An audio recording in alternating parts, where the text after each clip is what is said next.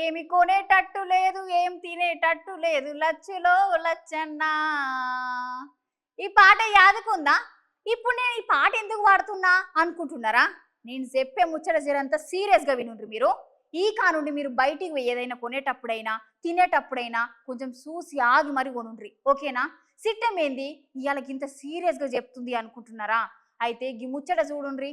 నేను ఎందుకు గా ముచ్చట చెప్తానో మీకే అర్థమైతే. చలో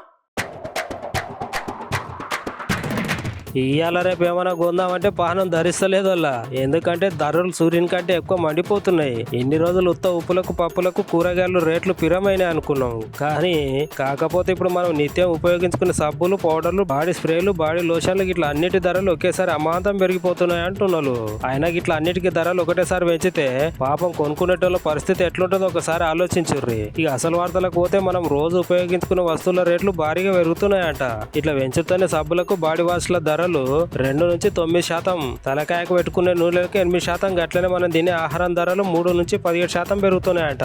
గట్లనే డవ్ సబ్బులు 2%, విప్రో ఉత్పత్తులు 3%, షెర్మాన్ కి సంబంధించిన ఉత్పత్తి ధరలు 4%, నెస్లే కాఫీ 8 నుంచి 13%, మ్యాగీ ఓట్స్ నూడిల్స్ ధరలు 17% దాకా పెరిగినాయి. దాబర్ ఇండియా 1 నుంచి 5%కు, బికాజీ 2 నుంచి 4% వరకు వేస్తుర్రట. మరి ఇట్లా ధరలను పెంచితే మధ్యతరగతి కుటుంబం మనుషులు, నిరుపేద కుటుంబం మనుషులు ఈ వస్తువులను ఎట్లా కొనుక్కుంటారని అందరు చాలా బాధపడబట్టే.